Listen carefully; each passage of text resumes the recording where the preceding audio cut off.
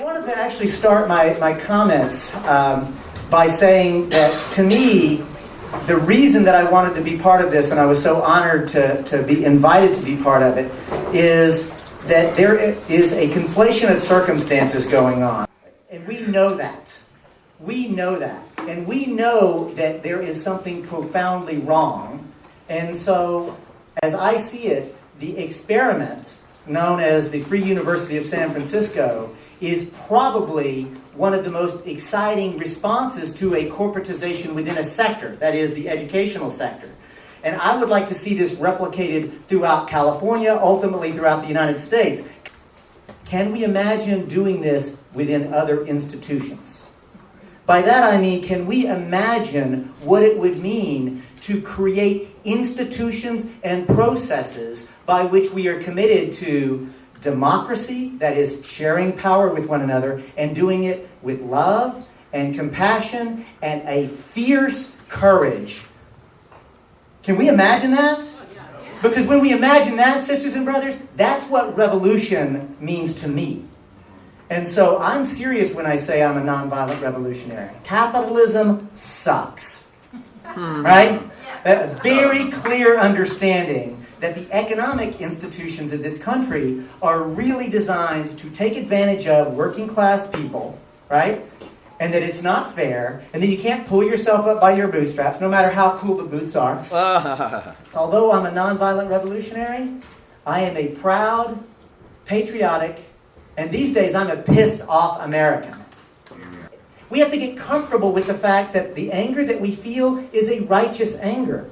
And it's the same sort of anger, by the way, that was able to fuel the abolitionist movement, the women's suffrage movement, the civil rights movement. And anger about injustice is an appropriate anger. That is okay. But if that's all you have is anger, then you're in trouble. Because I think that what we need is a complete understanding of the human experience, because we are in what can only be described as a pressure cooker, right? So it's up to us to be able to articulate what our concerns are while we occupy the space of racial justice, gender equity at the same time. We can do that, right? We know how to do that. The first is the idea of legal personhood. And I put the personhood in quotation marks because as a lawyer, I think it's important to understand it's not just corporate personhood, which has attracted, I think, many of you here today, that meme. But it's legal personhood. And by that, I mean, if you are legally a person, it means that you have the authority and the ability to assert rights under law. That's a very profound thing. Have any of you ever had any experiences where you felt like, this is actually what sharing power and exercising power collectively feels like? Raise your hand if you have.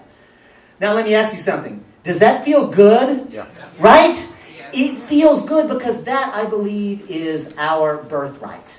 I think that feeling that kind of liberation and that kind of communitarian, collective experience is what we deserve. And sadly, we are living in a society where the institutions are preventing that from happening. Sovereignty, the sovereign, it means who rules, who has the authority to make decisions. Now, we have been taught that in this country, we the people rule.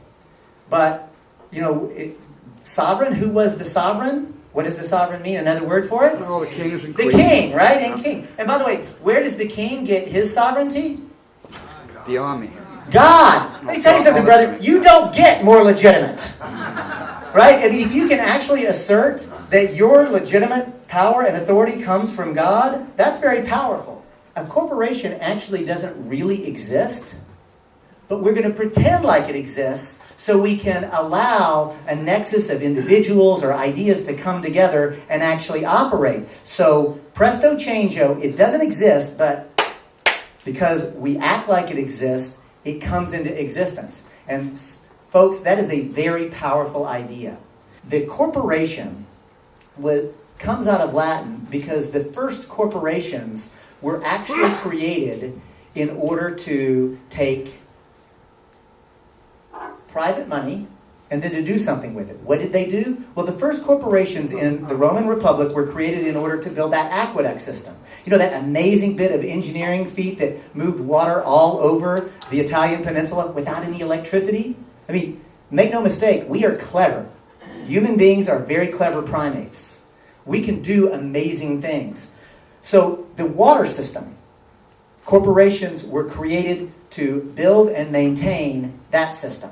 The roads, the famous adage, all roads lead to Rome, those roads were built and maintained by some of the first corporations. The Colosseum corporation. The first hospitals that we would actually understand to be hospitals were created, maintained, and run by corporations. The first universities, Alan Kaufman, were actually, that we would think of as universities, were actually corporations.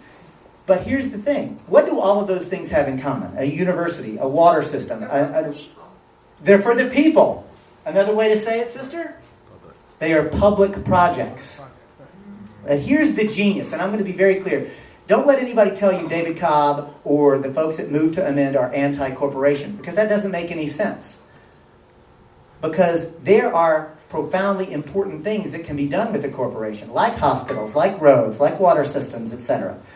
The thing that is the genius of those first corporations are to take voluntary private money and put them to public use. Which is to say, not mandatory private money. That's a tax. Taxes had been used for tens of thousands of years before the creation of the first corporation. The genius of the first corporation is to go one by one and say, sir, we have a project in mind. We would like for you to either invest in or maybe even just make a civic donation to the water system. Would you be willing to do it? Yes or no? Absolutely. He says yes. Sir, would you be willing to do it? Yes or no? If there's a union, yeah. But the genius of the corporation, at its essence, is to take voluntary private capital, not money and time and labor, and then to put it to a public use. Now, that's not exactly what the modern transnational corporation looks like, is it? No. So let's now fast forward, because the modern transnational corporation has its genesis in the 13th, 14th, and 15th century of Europe. You know, the age of discovery. Now, I have to put discovery in quotation marks, right? Because what was discovered during that time? Africa, Asia, later North and South America. You know, there were people living there. They were not lost. They didn't need to be discovered. So let's really, in the interest of the free exchange of ideas in an honest fashion, let's actually say what the age of discovery really was. Go ahead. Slaves. It is the age of rape.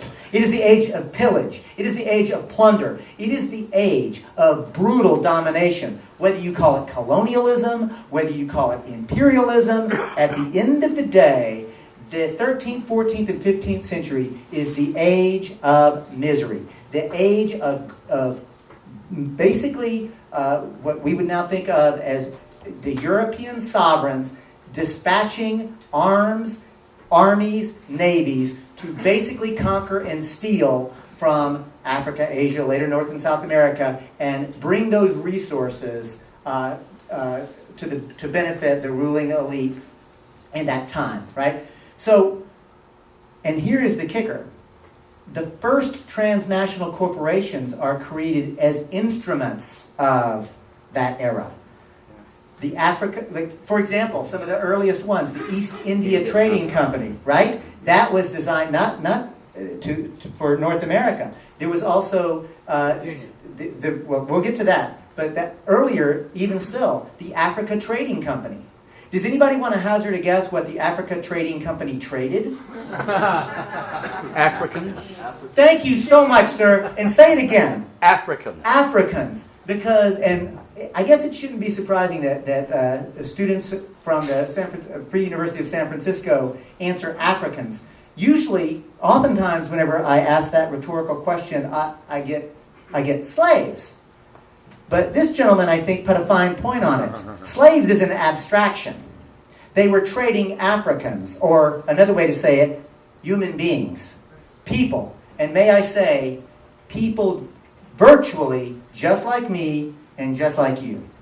Race doesn't exist in a scientific sense, but racism does because we act like race exists. Because we have been taught and we act and conduct ourselves on the day-to-day that skin pigment actually is something that matters, it creates it. Presto chango, we have created social institutions that perpetuate that kind of oppression. And check this out. Why am I making a big deal about that? Because what was the justification for the creation of race for the first time? Well, slavery itself. This gentleman talked about the age of slavery. The idea of race gets created during this time period to justify the enslavement of an entire group of people for no other reason than pigment. The idea that it is justifiable, that it is philosophically, legally legitimate to enslave an entire group of people is specifically created in order to justify the African slave trade. Racism, imperialism, and corporatism are inextricably linked.